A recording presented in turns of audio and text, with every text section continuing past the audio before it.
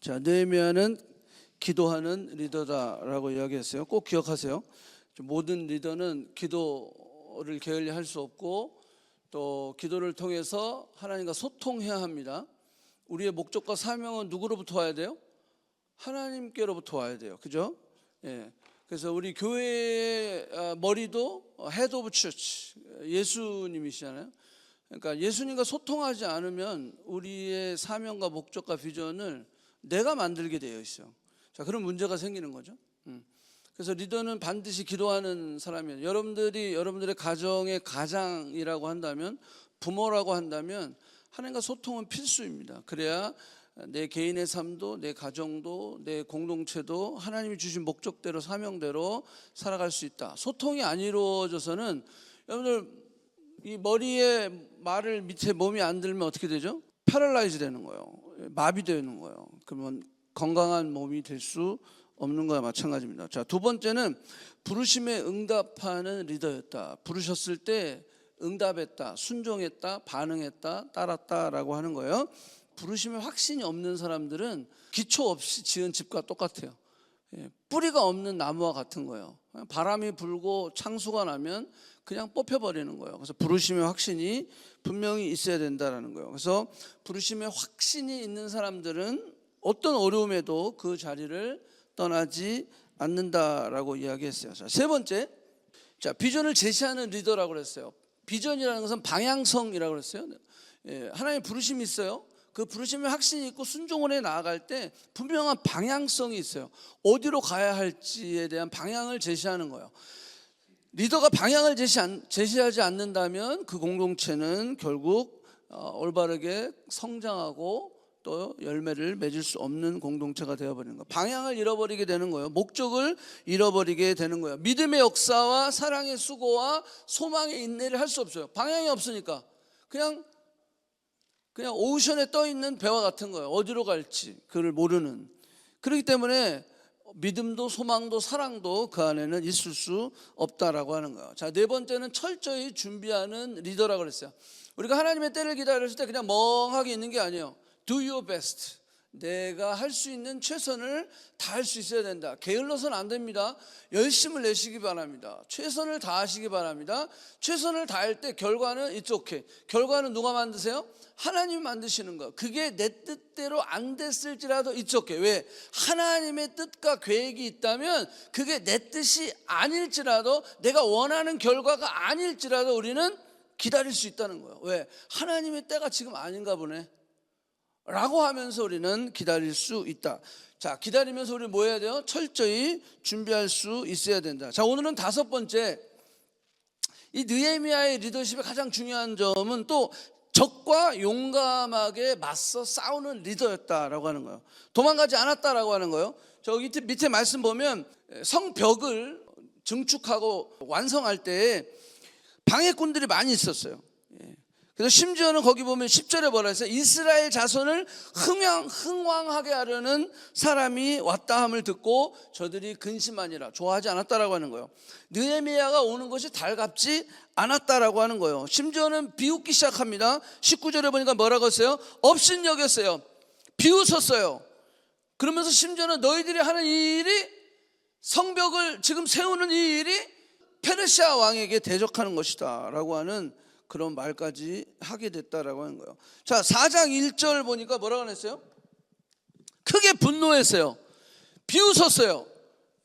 그러면서 4장 2절에 보니까 자기 형제들과 사마리아 군대 앞에서 사람들 앞에서 야, 이 미약한 유대인들이 하는 이 짓들이 무엇이냐? 라고 이야기했어요. 3절에 보니까 뭐라 했어요? 야, 니들이 건축하는 걸 보니까 뭐라고 그랬어요? 여우도 올라가, 여우가 올라가도 곧 무너지리라. 그 정도로 약해. 야, 저렇게 약해가지고 저거 아무리 성벽을 세워봤자 소용없는 거야. 야, 니들이 하는 일은 미닝레스한 거야. 소용없는 거야. 막 이렇게 된 거야. 우리가 늘 신앙생활 하다 보면 이 하나님 안에서의 이 진리와 약속을 모르는 사람들은 우리가 이렇게 모여있는 게 야, 헛되다. 야, 기말고사 파이널이 있는데 왜 교회 가? 공부해야지, 페이퍼 써야지. 자꾸 이렇게 챌린지 한다는 거야. 이런 게 비아냥거리고 야, 그거 미닝레스 한 거야. 지금 너가 해야 할 일이 뭐야? 예배야, 공부야 그러면서 막 우리를 유혹하고 있다라고 하는 거예요. 자, 하나님의 부르심을 받고 순종하는 길에는 반드시 뭐가 있다? 방해꾼이 있습니다. 자, 요걸 방해꾼을 저는 어떻게 표현하냐면 비전 킬러라고 해요. 우리의 비전을 킬러, 죽이는 자들이 있다라고 해요. 비전 킬러들이 반드시 있다. 여러분, 하나님이 움직이면 누구도 움직인다? 마귀도 움직입니다. 하나님이 움직이시면 마귀도 반드시 움직이게 되어 있어요. 당연한 결과입니다. 그래서 짜증을 내고 화낼 필요가 없어요. 오히려 하나님이 움직이고 사단이 움직이고 비전 킬러가 막 달라붙을 때 우리는 감사하고 기뻐할 수 있어야 되는 거예요. 제가 그건 좀 이따 설명할게요. 자, 비전 킬러들이 달라붙어요.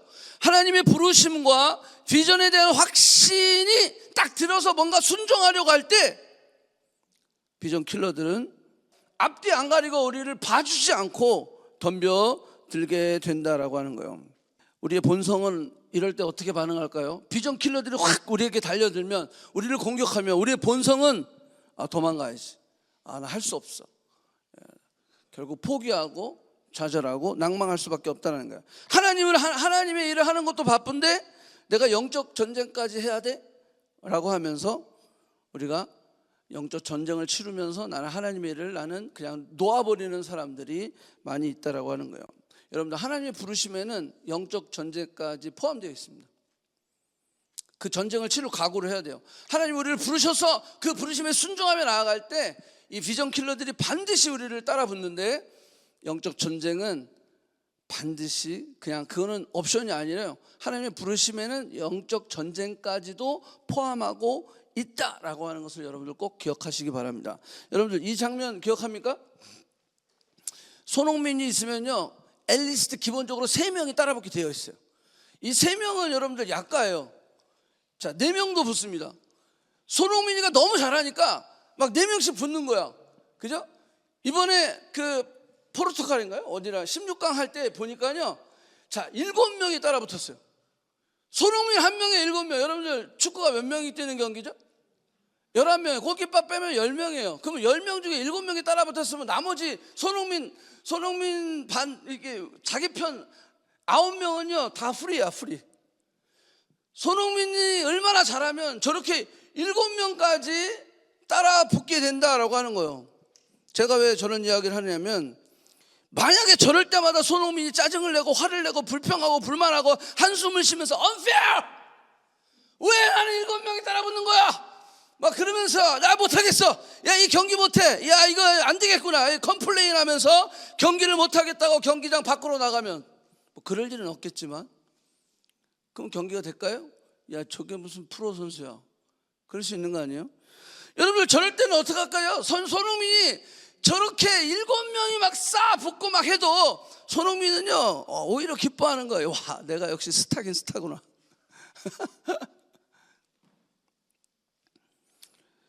상대방 선수가 여러 명이 아무리 붙어도 오히려 그럴 때 내 편의 선수들이 프리가 되니까 골 찬스가 많아지게 되는 거예요. 득점 기회가 생기게 되는 거예요.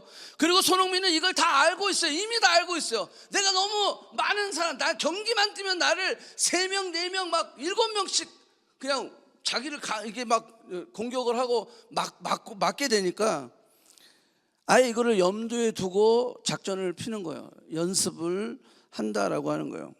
우리 믿음의 선배들은 다 영적 전쟁을 치르면서 하나님의 부르심의 길을 갔어요. 우리도 마찬가지예요. 늘 우리 주변에는 수많은 비전 킬러들이 공격을 하고 있다는 것을 잊지 마시기 바랍니다. 커넥트 교회가 10주년까지 달려오면서 수많은 비전 킬러들이 공격을 했어요. 그리고 지금도 그 공격을 받고 있어요. 비전 킬러가 더 이상 우리를 일어나지 못하게 만듭니다. 더 이상 전진하지 못하게 합니다. 더 이상 뛰지 못하게 합니다. 반드시 기억할 것은, 앞으로도 우리가 하나님의 부르심에 순종할 때, 우리에게 주어진 비전을 향해 나아갈 때 지속적으로 비전 킬러들은 공격을 할 겁니다. 그러면 우리는 어떻게 해야 될까요? 나를 이렇게 못하게 공격을 할 때 우리는 어떻게 해야 돼요? 손흥민처럼 생각하면 돼요. 내가 스타구나. 야, 내가 그렇게 중요한 사람이네? 아, 이렇게 나를 공격을 하네. 야, 하나님이 나를 그렇게 인정해 주시는구나. 야, 사단이 나를 안 해. 야, 나 이렇게 공격해. 아, 할렐루야, 내가 스타구나. 여러분들 이렇게 여유를 좀 가지세요. 이런 공격을 받을 때 아이고 죽었구나. 야, 못하겠다. 하나님이 이리고 뭐고, 야, 못하겠다. 나는 전쟁을 일단 치러야지. 내 지금 어려운 이 상황부터 극복해 가야지. 하나님이 이리고 성김이고 뭐고 이런 거 필요 없어. 그냥 난 이 문제부터 해결해야 돼. 이렇게 여러분들 우리가 뒷걸음질 치고 만다는 거예요. 짜증내지 말고 화내지 말고 경기를 즐기시기 바랍니다. 그러기 위해서는 우리 어떻게 해야 될까요? 손흥민이 저 경기를 즐기기 위해서 어떻게 할까요? 수많은 연습을 하는 거예요. 예? 그 많은 자신들을 맡고 있는 사람들을 어떻게 하면 뚫고 나갈까? 그 연습을 수없이 하는 거예요. 우리도 마찬가지예요. 영적으로 무장이 돼야 됩니다. 전신갑주를 입어야 된다라고 하는 거예요. 절대 생각과 결심만으로는 되는 것이 아닙니다. 아, 그래, 나도 이렇게 즐겨야지. 나 이 영적 전쟁을 즐겨야지. 아니요, 여러분들 훈련이 안 돼서 즐길 수가 없어요. 손흥민이 훈련이 안 되면 저렇게 막 3명, 4명씩 달라붙는 거 즐길 수가 없어요. 그 사이를 뚫고 막 패스를 해가지고 막 슛골을 넣고 막 이렇게 이런 감격을 경험할 수 없다라는 거예요. 이걸 경험하려면 어떻게 해야 돼? 연습을 해야 돼요. 훈련을 해야 돼요. 그래서 우리가 모이게 힘쓰라는 거예요. 말씀을 들으라는 거예요. 기도하라는 거예요. 말씀과 기도와 예배와 찬양과 교제를 통하여서 내가 연습이 돼야 돼요. 더 영적으로 내가 건강하고 깨어 있어야 된다는 거예요. 그런데 안 모이려고 그러지. 안 하려고 그러는 거예요. 그러니까 신앙생활이 힘들고 재미없는 거예요. 여러분, 신앙생활은 재밌는 겁니다. 익사이팅한 겁니다. 손흥민이 이거를 인조해 하는 거예요. 인조해 하는 거예요. 여러분, 그럴수록 여러분들의 몸값이 어떻게 돼요? 올라가는 거예요. 올라가는 거예요.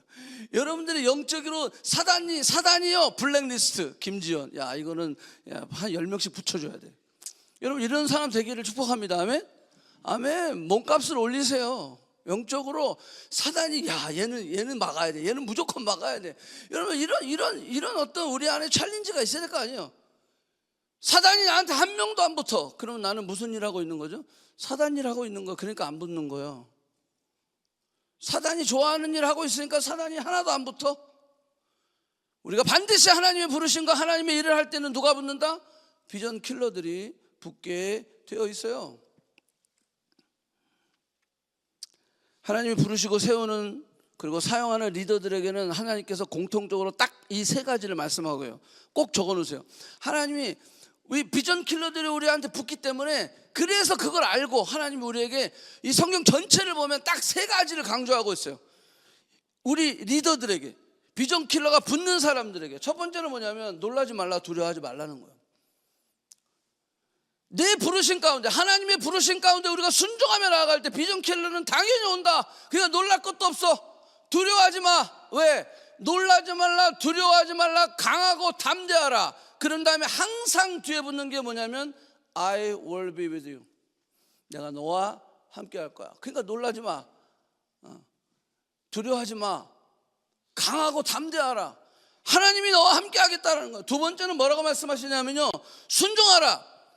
말씀에 순종해라. 청종하라. 잊지 말고 반드시 행해라. 왜냐하면 순종할 때, 하나님의 말씀을 들을 때, 청종할 때 우리는 비전 킬러가 아무리 따라붙어도 우리는 목적대로 갈 수 있다는 거예요. 사명대로 갈 수 있다는 거예요. 비전 킬러가 막 붙으면요, 우리가 두려워하고 염려하고 막 이러다 보면 하나님이 나와 함께 하심도 막 까먹어. 하나님이 나랑 같이 안 계신 것 같아. 그러다 보면 방향을 잃어버리게 되어 있어요. 하나님의 말씀에 순종하라. 그 말은 뭐냐면 방향을 가지라는 거예요. 아무리 비전 킬러가 너에게 붙어도 손흥민이 남의 꼴에다 차야지. 예? 사람이 많다고 아무한테나 막 패스해버리면 어떻게 됩니까? 내 편의 꼴이 먹히게 되는 거예요. 그래서 하나님이 말씀에 순종하라는 거예요. 그 말씀을 붙잡아라. 어떤 어려운 가운데 있을지라도 그 말씀이 너의 삶 속에 방향을 제시할 수 있어야 되는 거예요. 근데 말씀이 없으니까 어떻게 돼요? 방향을 잃어버리는 거예요. 내가 어디로 가야 될지, 뭘 해야 될지 방향을 모르는 거예요. 여러분들 이제 앞으로 졸업하는 사람들 있죠. 이제 어떤 직장 생활을 해야 될지, 뭘 해야 될지 방향을 모르는 사람 있잖아요. 말씀 보시기 바랍니다. 말씀 안에 그 방향이 있다라고 하는 거예요. 그 말씀의 목적이죠. 기준이죠. 존재의 가치이고 바로 생명이며 능력이기 때문에 그 말씀을 순종하라는 거예요. 그 말씀을 붙들라라는 거예요. 그 말씀을 청종하라는 거예요. 마지막으로 하는 말이 꼭 이런 말이 있어요. 구하라, 찾으라, 갈망하라. 이 말은 뭐예요? 기도하라는 거예요. 기도하지 않으면, 기도는 성령의 충만함을 가져올 뿐만이 아니라 기도는 우리가 하나님의 말씀을 순종할 수 있는 능력, 그 파워를 갖다 준다는 거예요. 하나님의 말씀도 알아요. 아, 그렇지, 이 방향으로 가야지. 그런데 기름이 없어. 그럼 어떻게 가겠어? 기름이 없는데. 가스가 있어야 될 거 아니야. 그래서 기도하라는 거예요. 이 세 가지를 공통적으로 성경은 모든 리더들에게, 하나님 부르신 사람들에게 이야기하고 있어요. 왜 그럴까요? 비전 킬러가 따라 붙기 때문에 그런 거예요. 비전 킬러가 따라 붙기 때문에. 비전 킬러는 늘 공격합니다. 우리의 부르심과 비전을 가리우고 무너뜨리려고 사단의 공격이 무자비하게 우리에게 오기 때문입니다. 느헤미야를 읽어보면 적들이 다양하게 공격을 해요. 다양하게 아주 유혹하기도 하고 세게 나가기도 하고 막 그냥 그런 어떤 루머를 퍼뜨려 가지고 사람을 완전히 인격적으로 그냥 확 땅에 처박게 하기도 하고 다양한 공격을 하고 있어요. 이 비전 킬러들이 느헤미야를 향해서.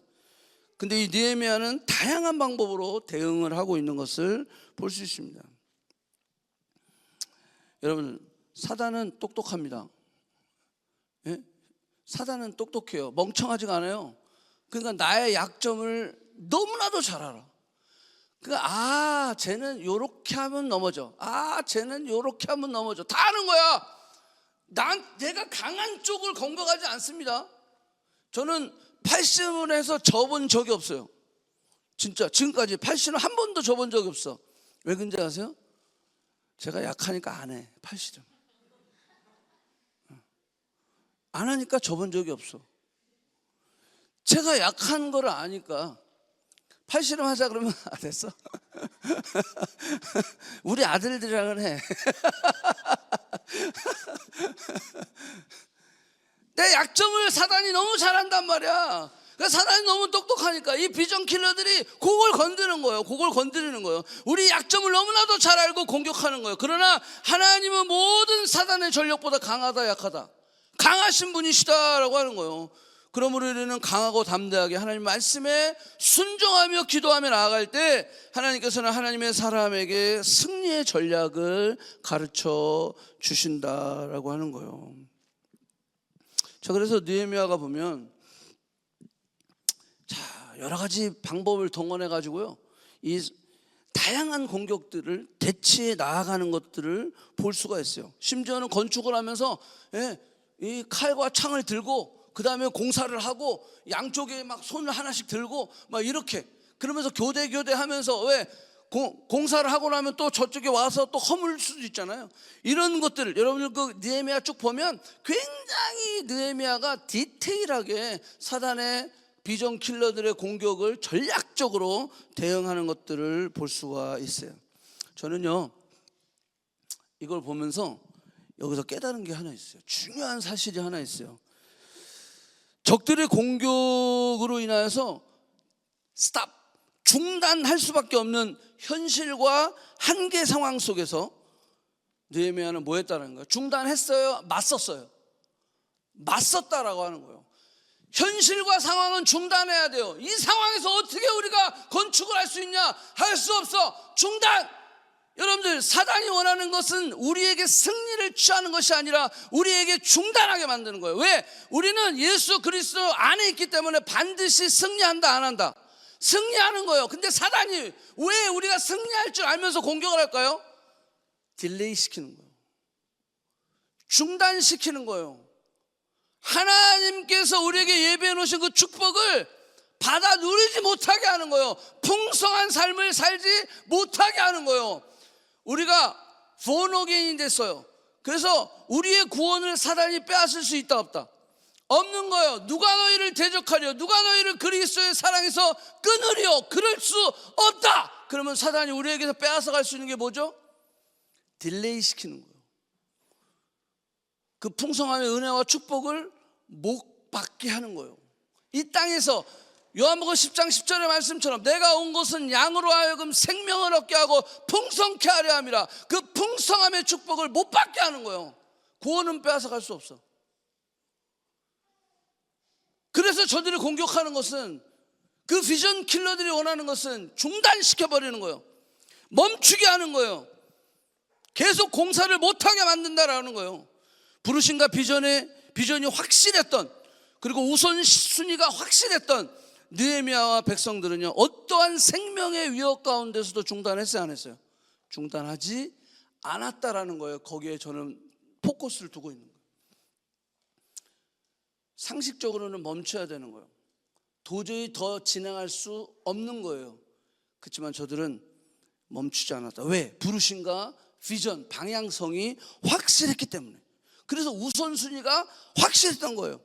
우리가 때로는 비전 킬러의 공격을 받으면 내가 해야 할 일을 하지 못할 때가 있어요. 그들이 원하는 게 바로 그거예요. 중단하고 멈추고 포기하고 돌아가는 거. Go back. 영적 전쟁이 심해지면 나는 지금 하나님의 일을 할 컨디션이 아니야. 왜? 영적 전쟁이 너무 심한 거야.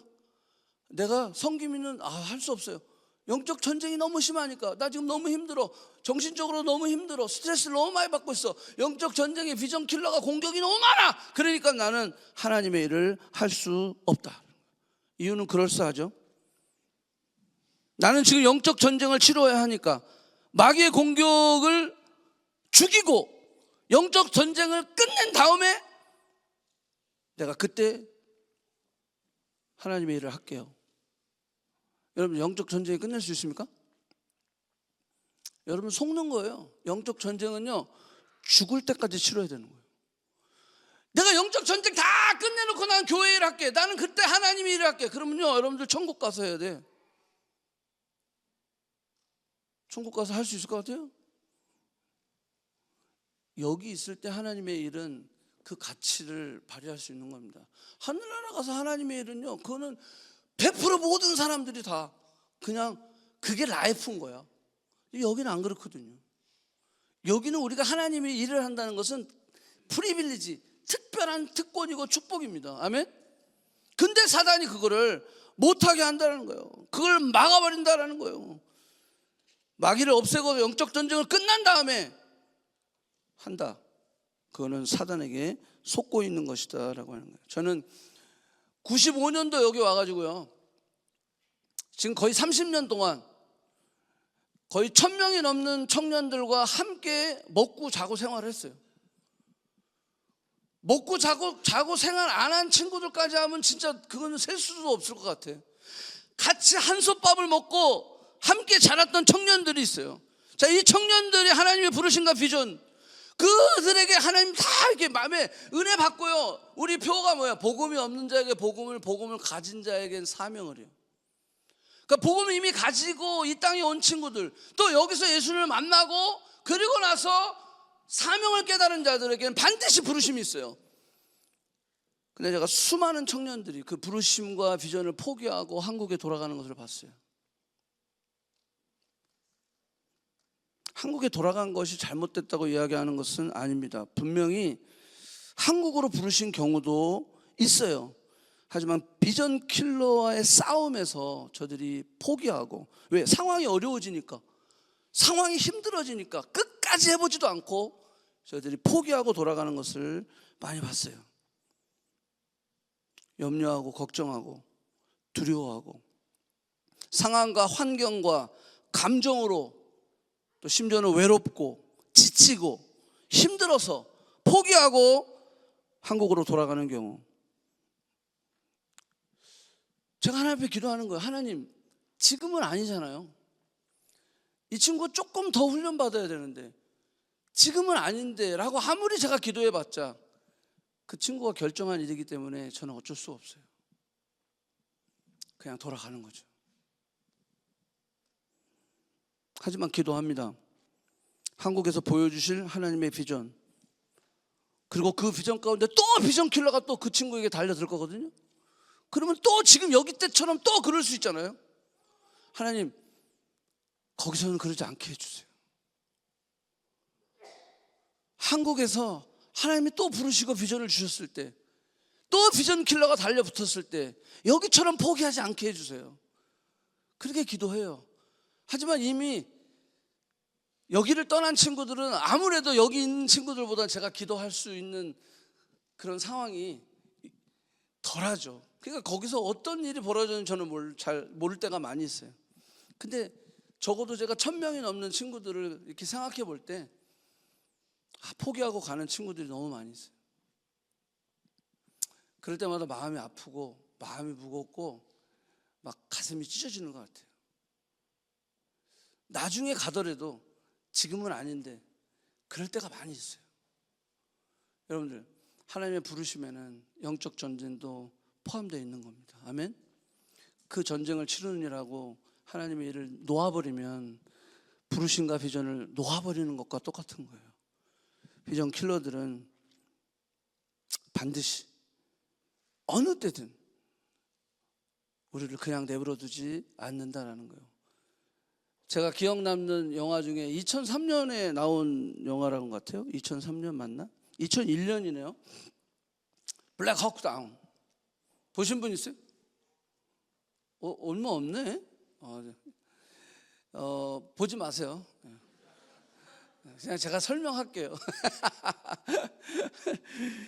자, 이 블랙 호크 다운이라는 영화는요, 1993년 이 소말리아 내전이 있었던 그 내용을 배경으로 한 실화입니다. 이 실화를 영화로 만들어서 2001년에 개봉을 했어요. 그래서 소말리아의 수도 모가디슈라고 하는 수도인데, 모가디슈가 안에 있는 시가전이에요. 그래서 블랙 호크 다운이라는 게, 블랙 호크가 그 헬기를 이야기하는데 저게 시내 한복판에 떨어져요. 그래서 거기 조종사를 구출하기 위한 작전이 펼쳐집니다. 그래서 특수 이 부대가 만들어지고 가서 데리고 오는데 뭐 엄청난 시가전이 벌어집니다. 막 시가전이 벌어져서 막 그 조종사를 끄집어내고 막 그러면서 전투가 벌어지고, 전투가 벌어진 후에 이제 무전을 치죠. 이제 우리를 데리러 와라. 그래서 이 집차들이 쫙 가는 거예요. 막 가가지고 이제 그 모가디슈라고 하는 그 수도에 가가지고 이제 싣고 와야 되잖아요. 막 싣고 오고 쏘고 막 사람을 싣습니다. 막 부상되고 심지어는 다리도 잘리고 막 이런 친구들을 다 실어 담아요. 막 실어 담는데 운전병이 총이 그냥 날라 돌아가지고 피가 절절절 흐르는 거야. 선임하사가 옆에 딱 탑니다. 문을 딱 닫더니 밟아! 그러는 거야. 그랬더니 선임하사님, 제가 총을 맞았습니다. 그래. 그래? 밟아! 그러는 거예요. 총을 맞았다니까요. 그랬더니 선임하사 하는 말이 뭐라는지 알아요? 너가 지금 안 밟으면 우리 다 죽는다. 여기 총 안 맞은 사람이 어디 있어? 다 맞았어. 밟아!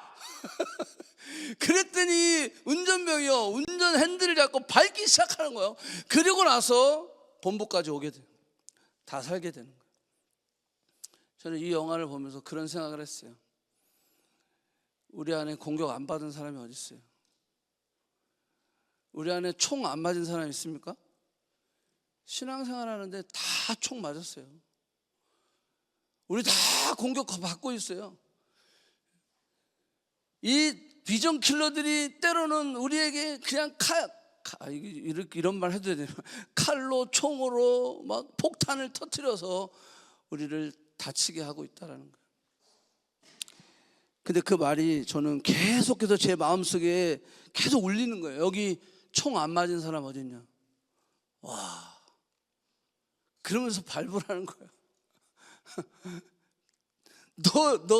너가 핸들을 놓는 순간 그게 뭐예요? 하나님의 일이에요.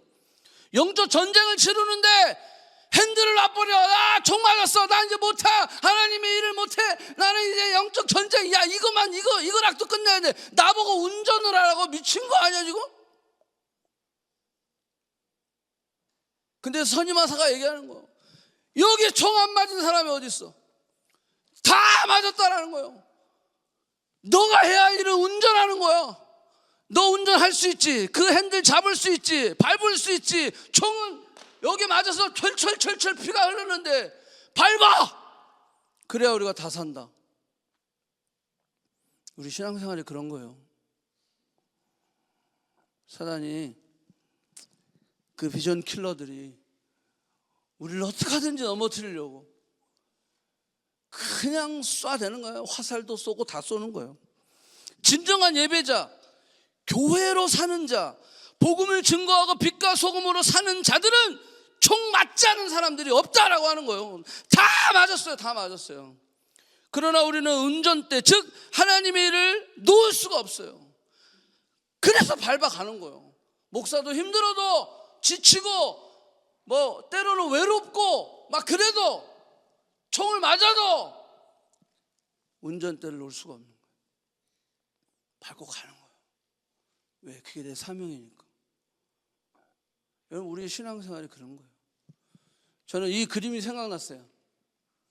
예수님이 우리의 모든 걸 다 막고 있어. 그런데 다 맞다가 요만한 돌 하나가 뒤로 똑 갔어.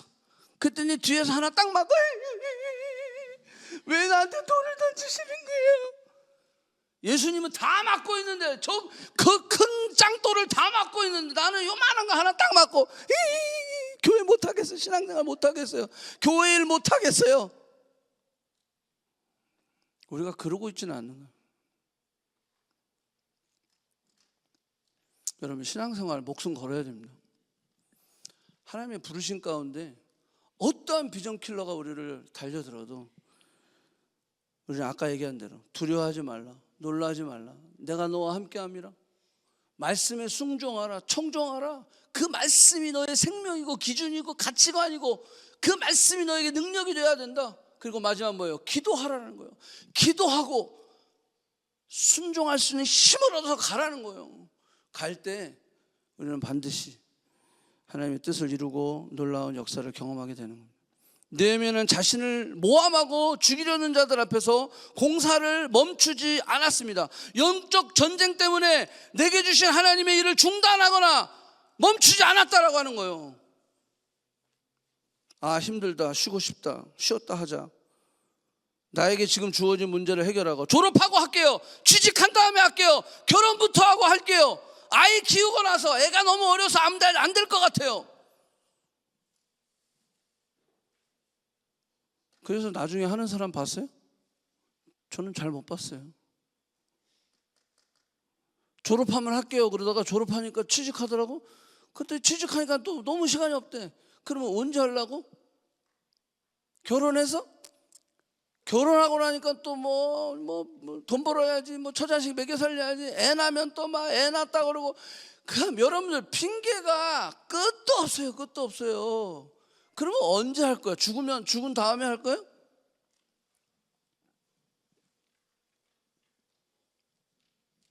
속는 거예요. 지는 겁니다. 비전 킬러의 뜻을 따라가는 것입니다. 여러분, 어떤 상황에도 핸들을 놓지 말고 밟고 가기를 축복합니다. 영적 전쟁과 하나님의 일은 우리가 함께 뗄 수 없는 거예요. 영적 전쟁과 하나님의 일은 같이 가는 거야. 이거 치르고 난 다음에 하나님의 일을 하겠다? 안 된다라는 거야. 안 된다라는 거야. 그래서 교회는 어렵고 힘들수록 모이는 것입니다. 네, 함께 싸워야 되니까. 모여서 서로 위로하고 격려하면서 세워주고, 그리고 이렇게 함께 모여서 은혜 받고 세워진 사람들이 그잖아요. 아까 블랙호크 다운도 뭐예요? 본부로 가서 또 정비를 해요. 치료도 받고, 그리고 또 나가 그렇죠? 우리도 마찬가지예요. 이렇게 모여서 CLT, 목요 집회, BC인, 주일 예배 이렇게 모이고 또 어떻게 해요? 나가야 돼. 또 싸우러 가야지. 총알이 빗발치는 그곳으로 가야지. 여기만 있으면 안 돼요. 교회는 모이는 교회가 성공해야 되고 흩어지는 교회가 성공을 해야 됩니다. 오케이. 6번째, 삶으로 모범을 보이는 리더였다는 거예요. 늘 얘기하죠. 부모가 엄마 전화 왔어요. 그러면 엄마 없다 그래. 그다음에 엄마 없다 그래. 있는데 없다 그러래. 그 거짓말을 또 이 자식은 하죠. 엄마가 없다 그러라는데요. 개가 이게 옆에 먹는 게 옆으로 가잖아요. 개, 그죠? 부모가 옆으로 가면서 야 니들은 똑바로 가 그런 거랑 똑같다는 거죠. 삶으로 모범을 보였다라는 거. 리더는 바로 그래요. 많은 지도자들이 좋은 말 합니다. 위대한 말 합니다. 유튜브 가보면 얼마나 좋은 말이 많은지 몰라요. 설교도 얼마나 잘하는지 몰라요. 근데 그 말에 권위가 없다. 그 권위가 없는 것은 그들의 삶으로 그 말을 증명하고 있지 않기 때문에 그랬어요. 그래서 제가 얘기하잖아요. 사람은 듣고 변하지 않습니다. 뭐하고 변해요? 보고 변하게 돼 있어요. 듣고 변하면요 진짜 유튜브에서 훌륭한 말씀 들으면 다 변하게 돼 있어요. 근데 안 변하잖아. 왜 그래요? 사람은 보고 변하기 때문에 그래요. 보고 변하기 때문에. 그래서 저희 교회는 어떻게 하든지 리더들이 보이는 그런 리더십을 계속 지향하고 있는 거예요. 저도 마찬가지고. 그래서 집을 오픈하고 또 늘 같이 움직이는 거야. 비전 출입 다니고 원주민 선교 다니고 같이 말씀 묵상하고 CLT 하고 같이 놀러 가고 계속 같이 보이는 리더십. 본을 보이는 거예요. 그렇게 같이 사는 모습을 보여주는 거예요. 여러분 부모도 마찬가지예요. 여러분 가정을 이루고 부모가 그 부모가 자녀에게 보이는 리더십이에요. 신앙생활 열심히 해라. 예배 잘 드려라. 지는 제대로 못하면서 지는 예배자가 아니면서 내 자녀가 예배자이기를 원하는 거예요. 지는 정말 하나님 앞에 그렇게 부름받아서 정말로 이 비전 킬러가 아무리 달라붙어도 내가 그 말씀 가운데 지켜나가고 순종하고 나아가 그러지 못하면서 내 자식은 그렇게 되길 원한다? 그건 넌센스 아니에요?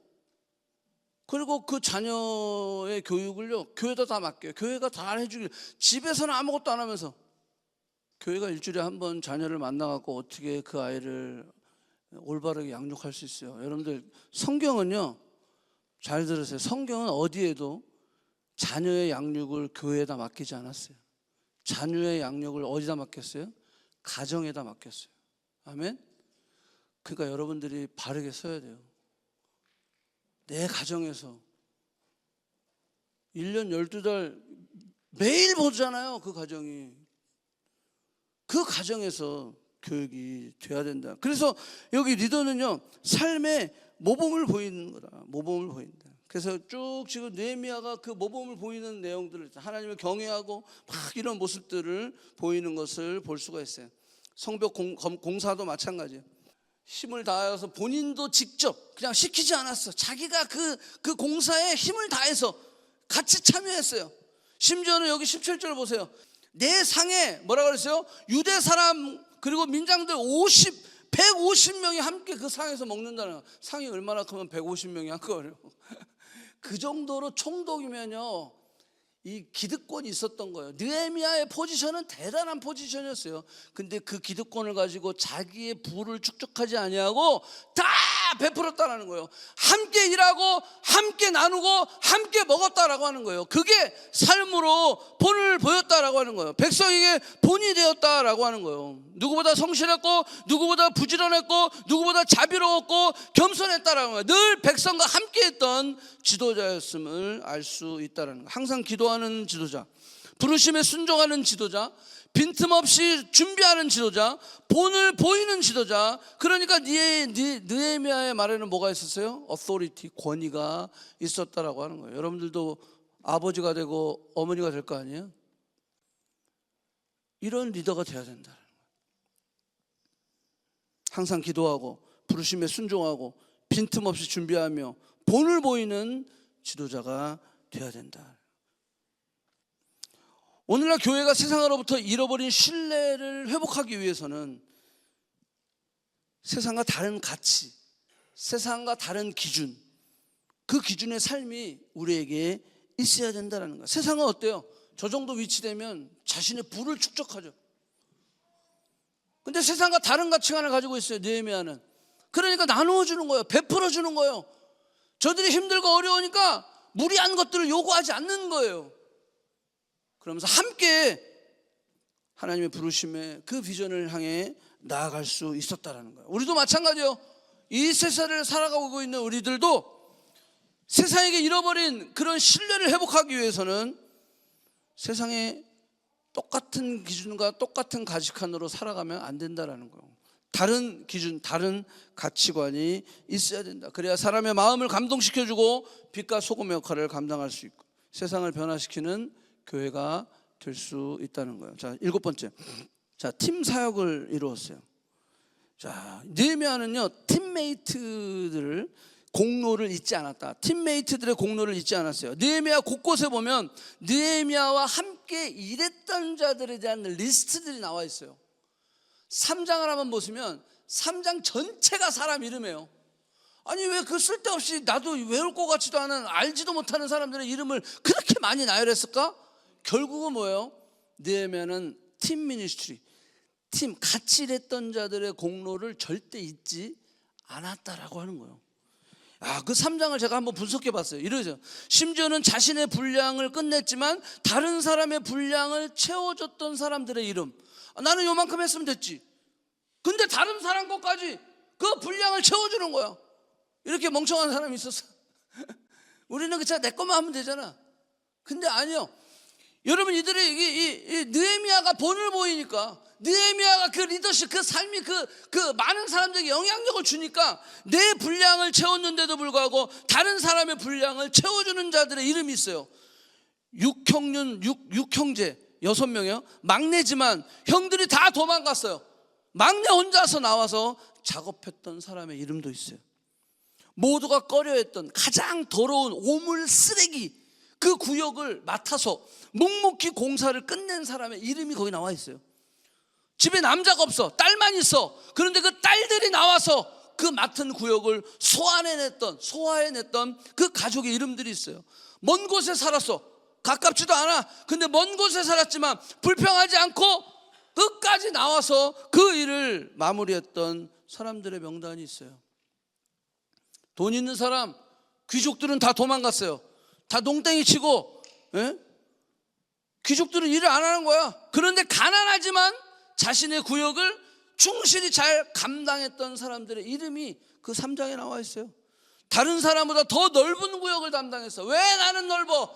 쟤는 저렇게 좁은데 왜 나는 이 교회에서 이렇게 일을 많이 해야 돼? 그럼에도 불구하고 묵묵히 그 넓은 구역을 담당했던 사람들의 이름이 나와 있어요. 불공평하다고 원망하고 불평하지 않고 일했던 사람들의 이름이 나와 있어요. 이것을 느헤미야는 다 보고 있었고 그 섬김과 노력을 기록하고 있었다라고 하는 거예요. 무슨 뜻이에요? 느헤미야가 기록했다면 누가 알고 있다는 거예요? 하나님이 알고 계시다는 거예요. 느헤미야가 기록했다면 이것이 하나님의 축복과 은혜가 저 기록된 자들에게 임한다라고 하는 뜻을 우리가 알 수 있는 거예요. 이렇게 기록하고 기억하고 있다. 하나님은 여러분들의 수고를 기억하십니다. 아멘. 목사가 김지연이가 못 알아줘도 내가 눈치가 없어서 잘 못 깨달아도 하나님은 기억한다, 안 기억한다? 기억하신다라는 거예요. 아멘. 그래서 서운해할 필요 없어요. 섭섭해할 필요 없어요. 난 목사님 때문에 서운해 죽겠어. 하나님 기억하십니다. 아멘. 하나님이 기억하셔요. 왜? 사람은 부족해서 그래요. 내가 좀 느헤미야처럼 잘 이렇게 기록하고 하면 좋겠지. 근데 나도 약간 덤벙덤벙 되는 스타일이 거기 있어서 여러분 혹시 제가 기억하지 못할지라도 하나님은 기억하신다. 자, 마지막입니다. 하나님의 영광만을 추구하는 리더였다라고 하는 거예요. 느헤미야는 하나님의 부르심을 받기 전에요. 하나님의 부르심을 받기 전에 세상적으로 성공한 사람이었어요. 많은 사람들이 인정하고 로망, 나도 저런 자리에 가고 싶어. 그런 로망하는 꿈의 자리에 있었던 사람이에요. 그때 당시 세계 최강국 페르시아의 왕궁에서 최측근으로 그냥 왕하고 가장 가까이 있는 왕이 심지어는 느헤미야의 얼굴 색까지도 관심, 야, 너 왜 이렇게 얼굴에 안색이 안 좋니? 라고 하면서 걱정해 줄 정도로 왕과의 친밀함이 있었던, 그냥 세상적으로 보면 너무 성공한 사람이지, 남 부러울 것이 없는 커리어를 가지고 있었던 사람이에요. 그런데 여러분들, 그때 하나님이 느헤미야를 부르셨다는 거예요. 때로는 우리가 다 이루었다. 내가 드디어 취직을 했어. 내가 드디어 가정을 이루었어. 여러분들, 비전은 방향성이지만 우리가 무언가를 이루었을 때 그 이루어짐은 그게 끝이 아니라 출발점이라는 거예요. 느헤미야가 다 이루었어요. 사람들이 부러워하는 그런 직장, 부러워하는 자리, 그런 명예, 부 다 가지고 있었어요. 근데 그때 하나님이 느헤미야를 부르셨어요. 어디로? 예루살렘으로 가. 와우. 갈 수 있을까요? 갈 수 있을까요?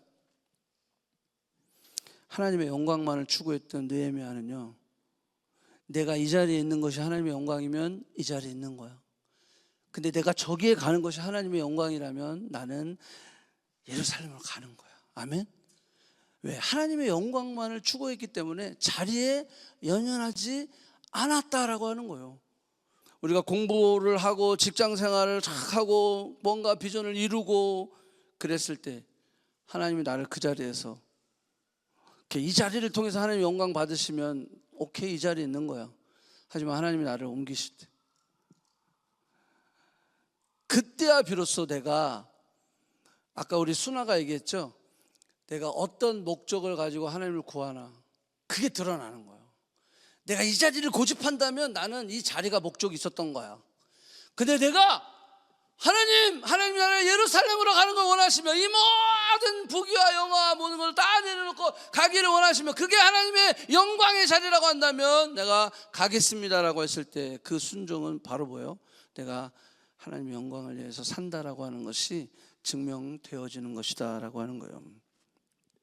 느헤미야는요, 하나님의 영광만을 추구하는 그러한 리더였다라고 하는 거예요. 이 느헤미야는요, 자, 건축할 때 양문에서 시작해서 양문으로 끝납니다. 이게 무슨 뜻이냐면 양문이라는 것은 양의 문이라고 하는 거예요. The ship of gate. 이거는 예수 그리스도를 상징하는 거예요. 아니, 성벽 공사를 하는데 왜 굳이 양문에서부터 양문까지 하지? 그 의도한 게 있어요. 그게 뭐냐면 그리스도로 시작해서 그리스도로 끝났다라고 하는 거예요. 그래서 재미나게 이 성벽을 완공하고 나서 느헤미야의 기록들을 보면 이 기록의 맨 앞자리에 나와 있는 사람들이 다 예배하는 자들이었어요. 그래서 팀 사역을 했던 이 느헤미야가 이 기록 보시면 예배하는 사람들이 제일 먼저 나와요. 그러니까 나라를 움직이는 힘, 그것은 하나님 중심, 예배 중심, 그리고 예배하는 자들이라는 것을 느헤미야는 알고 있었기 때문에 이 이름을 기록할 때도 누구 먼저 기록했다고? 예배하는 자들을 가장 먼저 기록한 것을 볼 수 있다라고 하는 거예요. 저는 느헤미야에서 누구를 볼 수 있냐면 예수 그리스도를 볼 수 있어요. 그 자리, 높고 높은 보좌 위에 그 자리, 느헤미야는 그 왕궁에서의 그 모든 어떤 만족함, 평안함, 풍부함, 풍성함, 그 모든 것을 다 버리고 예루살렘의 황무함, 그 피폐되고 폐허가 된 그 예루살렘을 향해서 그 예루살렘의 성전과 성벽을 회복할 뿐만이 아니라 그 예루살렘에 있는 그 백성들의 생명을 살리는 일에 그가 기꺼이 헌신하여 왔던 것처럼 예레미야의 리더십에서는 예수 그리스도의 모습을 볼 수 있겠구나 라는 생각을 해보게 됐어요. 웨스트민스터 소요리 문답에 보면 인간의 제일 되는 목적이 뭡니까? 그래서 하나님을 영원롭게 하고 그 이름을 영원토록 즐거워하는 것이다. 그를 영원토록 즐거워하는 것이다. 느헤미야의 리더십 마지막 8번째는 바로 하나님의 영광을 위하여 살았다라고 하는 거예요. 그 영광이 어떤 자리든 상관없어요. 하나님이 원하시고 기뻐하시고 나를 부르시는 자리라고 한다면 하나님의 영광을 위하여 기꺼이 자신의 자리를 내려놓고 갈 수 있었던 그 예레미야의 모습, 그것이 바로 하나님을 영화롭게 하고 그 이름을 영원토록 즐거워하는 것이다 라고 하는 거예요. 여러분들 왜 공부하십니까? 왜 직장 다니십니까? 왜 돈을 버십니까? 왜 결혼해서 가정을 이루려고 하십니까? 하나님의 영광을 위해서. 아멘? 그게 돼야 돼요. 내가 공부하는 목적이 하나님의 영광이 돼야 돼요. 내가 일하는 목적이 하나님의 영광이 돼야 돼요. 내 가정을 이루고 내 자녀를 키우는 그 목적이 하나님께 영광이 돼야 된다는 거예요. 이 모든 것이 하나님의 영광을 위하여 한다는 것입니다. 그랬을 때 하나님은 우리를 통해서 하나님의 크게 일들을 드러내시게 된다라고 하는 거예요. 저는 적어도 여러분의 삶 속에, 그리고 여러분들의 가정을 통해서 하나님의 크게 일들이 드러날 수 있기를 축복합니다. 이사야서 43장 21절에 보면 이 백성은 내가 나를 위하여 지었나니 나를 찬송하게 하려 함이라. 근데 한국어 버전이 좀 잘못되어 있어요. 영어로 뭐라 했죠?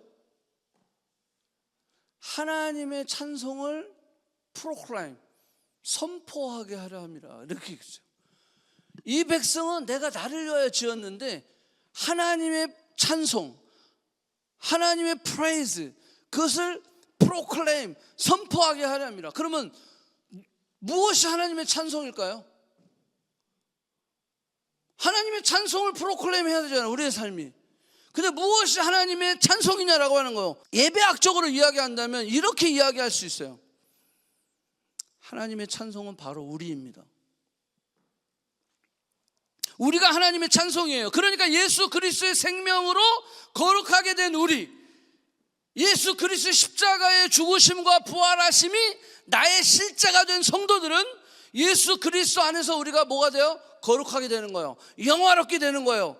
그러니까 예수 그리스도 안에서 영화롭게 되는데, 영화롭게 된 우리가 바로 뭐다? 하나님의 찬송이다라는 거예요. 그래서 우리의 삶이 내가 하나님의 찬송이 되어서 프로클레임, 내가 하나님이 주시는 부르심과 그 부르심에 순종하면서 하나님의 뜻 가운데 어떠한 비전 킬러에 도전해도 우리가 하나님 나와 함께 하시고 하나님을 찾고 하나님께 기도하며 나아갈 때 나라고 하는 하나님의 찬송이 프로클레임, 하나님의 영광을 드러내는 삶, 그것이 하나님께서 우리에게 주신 뭐다? 목적이다. 나를 만드신 목적이다. 하나님은 이 시대에 이 느헤미야와 같은 그런 사람들을 찾고 계십니다. 그리고 그런 사람들을 부르고 있습니다. 저는 커넥트 교회에 여기 앉아있는, 또 온라인으로 또 예배하고 있는 우리 모두에게 정말로 2024년을 마무리하면서 2025년 우리가 언제가 될지 모르겠어요. 하나님 부르시는 그날까지 뭔가 작고 크게 부르시는 게 있거든요.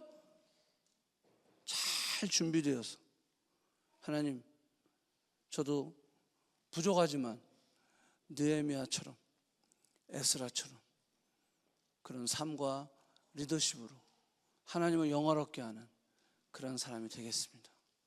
그렇게 기도하고 준비하고 나아갈 수 있는 저 여러분이 되기를 축복합니다. 아멘. 이제 한 주 남았어요.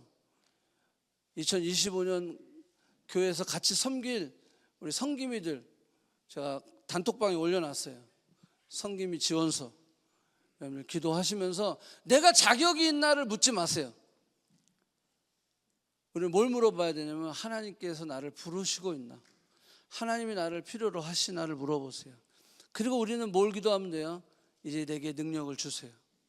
하나님, 난 부족하지만 하나님 나를 부르셨으니까 내게 그 힘과 능력을 주시옵소서. 우리는요 잘못 생각하고 있는 것 같아요. 나는 뭐가 안 돼, 난 영적 전쟁 치르려야 되기 때문에 하나님의 일 지금은 안 돼, 좀 쉬어야 돼. 이거 전쟁 치르고 나서, 이 문제 해결하고 나서, 이거 끝나고 나서, 천만의 말씀, 못하게 돼 있어요. 그런 사람은. 하나님께서 오늘 말씀을 통해서 내가 도전하신다면, 내가 믿음으로 순종하며 나아갈 때 우리는 그렇게 기도하는 거예요. 하나님, 내게 능력을 달라고. 하나님, 내가 이거 감당할 수 있는 힘을 달라고. 아멘. 하나님께서 오늘 말씀을 통해서 내가 그 연습을 수없이 하는 거예요. 우리도 마찬가지예요. 영적으로 무장이 돼야 돼. 도전하신다면 힘을 달라고. 아멘.